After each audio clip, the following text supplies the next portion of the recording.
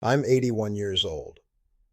A few winters ago, during one of those rare January weeks where the Arizona desert actually remembers how to freeze, I was standing by my front living room window watching an ambulance slowly pull away from a house 3 doors down. The flashing red lights reflected off the dark pavement. They were taking away my neighbor, a man named Richard, who is nearly 10 years younger than I am. Richard hadn't suffered a sudden heart attack, and he hadn't fallen off a ladder. 3 weeks prior, he had caught a standard run-of-the-mill winter cold, the kind of mild chest congestion that used to clear up after a weekend of rest and a few cups of hot tea. But his body couldn't clear it. The congestion settled deep into his lungs, turned quietly into severe pneumonia, and stripped him of his ability to breathe on his own.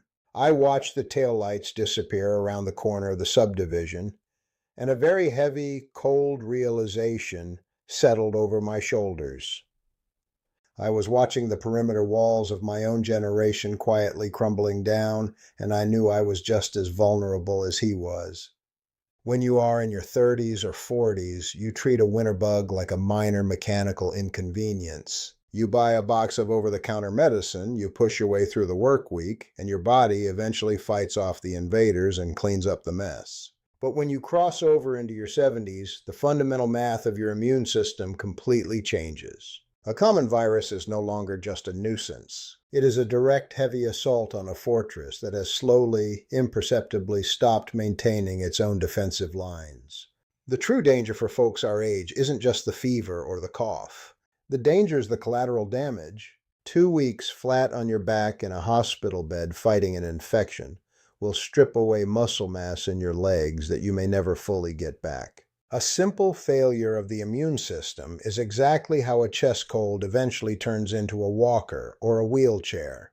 I spent the vast majority of my adult life working in community health education back in Ohio. My entire job was to teach working-class folks how to understand their bodies the same way they understood the heavy factory equipment they operated every day. But when it came to the immune system, almost everyone in my generation was taught a completely flawed philosophy. We were taught to think about immunity like a magical shield that we could just reinforce from the outside. We believed that if we drank a glass of orange juice in the morning, swallowed a chalky vitamin C pill, and washed our hands, our walls were protected. We treated our immune system like a fresh coat of paint. We completely misunderstood the harsh mechanical reality of how the human body actually builds and maintains its internal security force. I brought this up with my daughter Laura a few weeks after Richard went to the hospital. Laura is a registered nurse over in Phoenix, and she spends her winters working in the thick of a busy hospital ward, watching older folks lose the exact same battle my neighbor had lost. I told her I was thinking about going to the pharmacy and buying all those expensive, exotic, immune-boosting supplements you see advertised endlessly on the evening news. I told her I wanted to aggressively stock up on ammunition for my system. She told me to keep my money firmly in my wallet. She explained that my immune system wasn't failing because it lacked exotic vitamins from the rainforest. It was failing because I was actively, deliberately preventing my own security force from coming into the factory to do their jobs. Laura broke down the machinery of human immunity for me in a way that made perfect mechanical sense. Your immune system does not build its defenses while you are awake. When you are up, walking around your house, digesting your meals, and dealing with the physical stress of the day, your body is directing almost all of its available energy toward running the main engine. The immune system, the actual manufacturing plant that creates the heavy-duty white blood cells, and the chemical dispatchers that fight off infections, operates almost entirely on the night shift. And that vital night shift only clocks in when your body enters the absolute deepest, heaviest stages of sleep.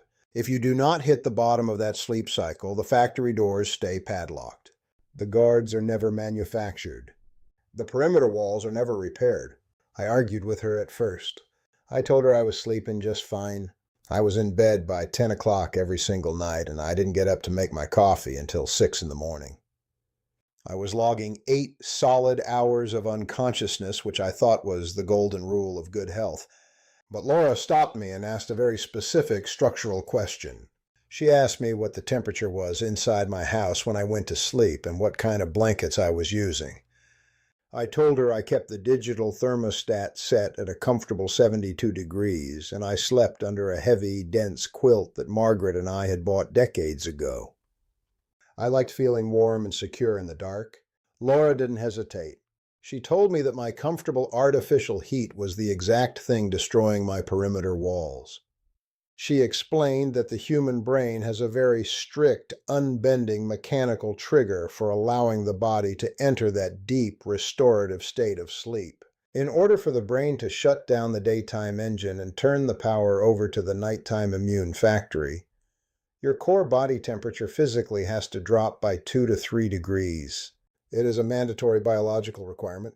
If your bedroom is warm and you are trapped under heavy, suffocating layers of blankets, your core temperature stays artificially high all night long. Your engine stays hot.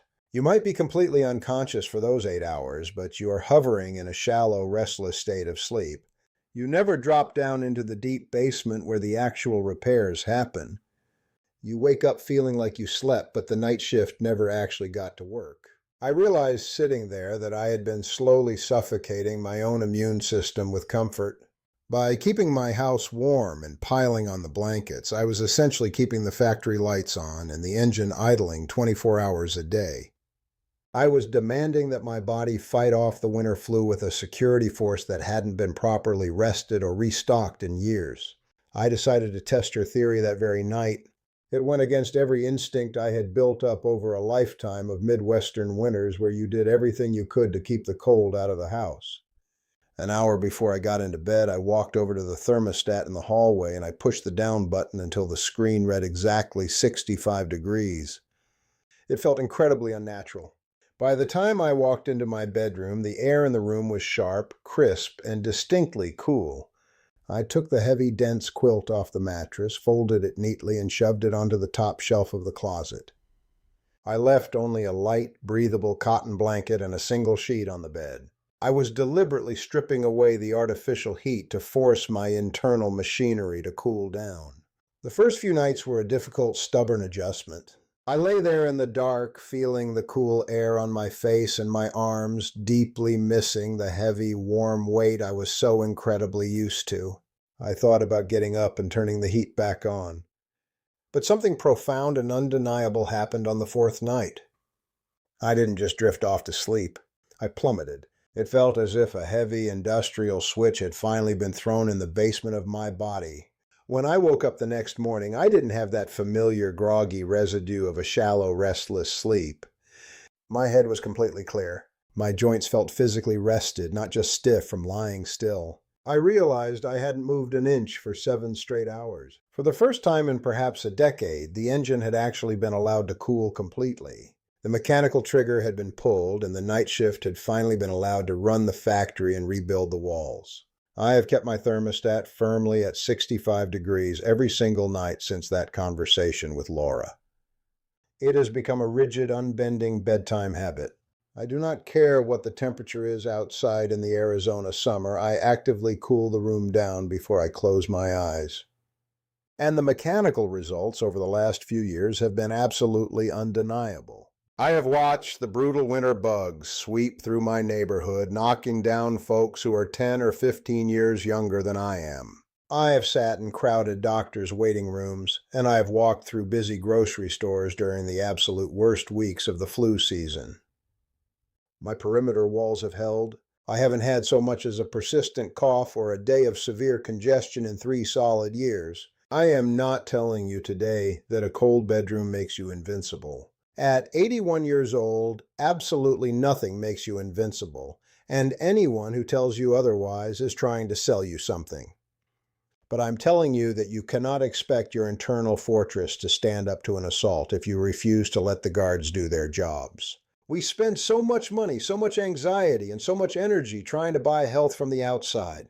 We look for chemical shortcuts and expensive pills, completely ignoring the fact that the most powerful, sophisticated repair facility in the world is already built directly into our own machinery. If you are tossing and turning under a pile of heavy blankets, waking up feeling tired, and catching every single bug that happens to pass through your town, you need to look closely at your own environment. You need to stop keeping the engine running hot all night long. Give your body the cold physical signal it desperately needs to shut down the daytime operations and rebuild the defenses. You still have the power to reinforce your own walls. The independence we also desperately want to keep as we get older is protected by allowing our bodies to do the hard, necessary work in the dark. Turn the heat down tonight. Take care of yourself this week. I'll see you next time